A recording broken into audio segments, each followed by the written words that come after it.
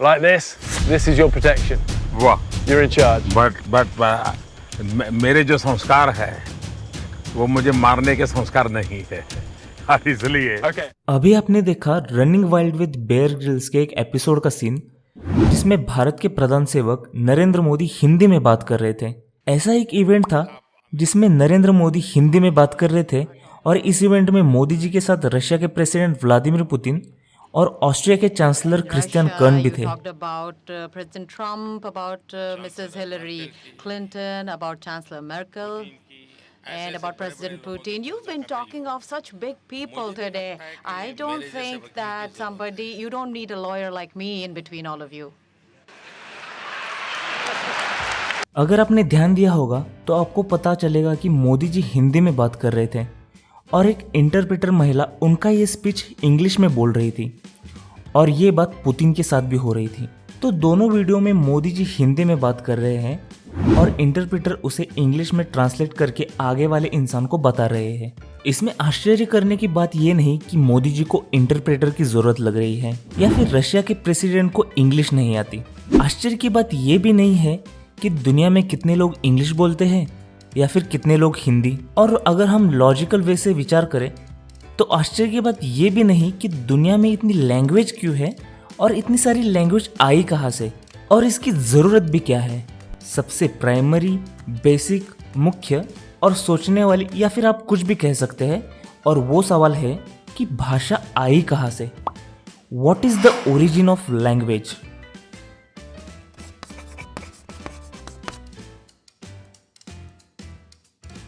सबसे पहले हम लैंग्वेज की डेफिनेशन को देख लेते हैं। लैंग्वेज की परिभाषा है देश विदेश के लोगों की मौखिक और लिखित माध्यम की संप्रेषण प्रणाली।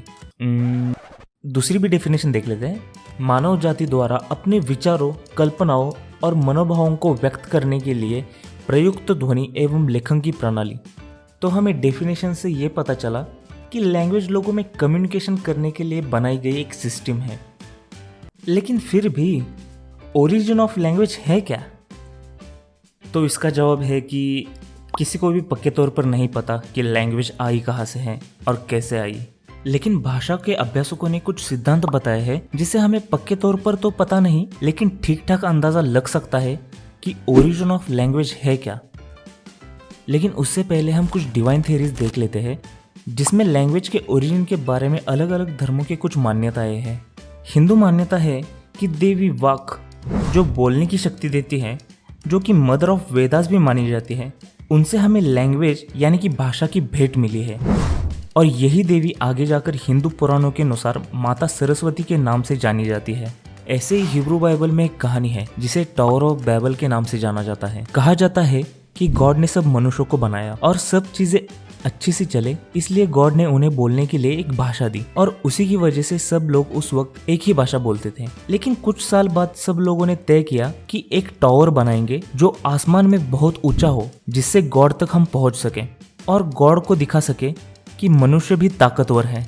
बहुत सालों बाद वहां के लोगों ने कड़ी मेहनत करके टावर तो बना ही लिया, लेकिन उसी वक्त गॉड को गुस्सा आया और उन्होंने लोगों में कंफ्यूजन तैयार करने के लिए हर किसी को अलग अलग लैंग्वेज दी, जिसकी वजह से कोई भी एक दूसरे को समझ नहीं पाया। बाद में वो लोग बैबल को छोड़कर दुनिया भर में फैल गए, जिसकी वजह से दुनिया में इतनी भाषाएं हैं। लेकिन ये सब तो धार्मिक मान्यताएं हैं जिससे कुछ भी साबित नहीं होता। लेकिन हम सब ये बात तो मान सकते हैं कि दुनिया की सारी लैंग्वेज हर किसी दूसरे लैंग्वेज से तैयार हुई है। हर एक लैंग्वेज ने किसी ना किसी लैंग्वेज से जन्म तो लिया ही है। और ये भी मान सकते हैं कि लाखों साल पहले दुनिया में सिर्फ 2 या 3 ही लैंग्वेज बोला करते थे। चिंपांजी, गोरिल्ला हाथों से इशारा करके या अपनी आवाज़ से एक दूसरे को समझ सकते हैं। चिड़िया भी उनकी ची ची आवाज़ से एक दूसरे को समझ सकती है। लेकिन मनुष्य की इतनी सिस्टमेटिक और वेरिएशन वाली लैंग्वेज कहाँ से आई, इसका जवाब हमें पक्के तौर पर नहीं पता। चार्ल्स डार्विन ने अपनी किताब the descent of man and selection in relation to sex में कहा है कि भाषा एक मनुष्य द्वारा की गई नकल है, जिसमें मनुष्य कुदरत में तैयार हुई ध्वनियों को और विविध जानवरों के आवाज़ों की नकल करने लगा और इससे भाषा का उगम माना जा सकता है। सन 1861 में जर्मन भाषा वैज्ञानिक मैक्स मुलर ने 5 सिद्धांत बताए हैं जिससे वो मानते हैं कि यहाँ से भाषा का ओरिजिन हो सकता है। पहली थ्योरी है बो वाव थ्योरी, जिसमें मुलर मानते हैं कि इंसान को भाषा जंगली जानवरों और पंछियों के आवाज की नकल करने से मिली है। दूसरी है डिंग डोंग थ्योरी, इसमें हम नेचर साउंड यानी नैसर्गिक ध्वनि से शायद मनुष्य ने बोलना सीखा होगा ऐसा मान सकते हैं। तीसरी है पू पू थ्योरी, जिसमें मनुष्य के इमोशंस यानी रोना, हंसना और गुस्सा आने पर जो आवाज़ें निकली होंगी उनको भाषा का सोर्स माना गया है। चौथी है यो है हो थ्योरी, इसमें आदिमानव के रिदमिक तरीके से काम करने पर तैयार हुए आवाज़ों को भाषा का सोर्स माना गया है। पांचवी है टा टा थ्योरी, जिसमें इंसान के जुबान के मूवमेंट की वजह से निकली हुई आवाज़ों को सोर्स माना गया है। कुछ लोगों का मानना है कि भाषा का उगम होमो इरेक्टस के ज़माने में है, क्योंकि होमो इरेक्टस के शरीर में वोकल कॉर्ड होने के सबूत मिले हैं, लेकिन वोकल कॉर्ड सिर्फ आवाज़ निकालने तक ही सीमित है। उन आवाज़ों में स्पेसिफिक पैटर्न कब तैयार हुए ये पता नहीं चल सकता।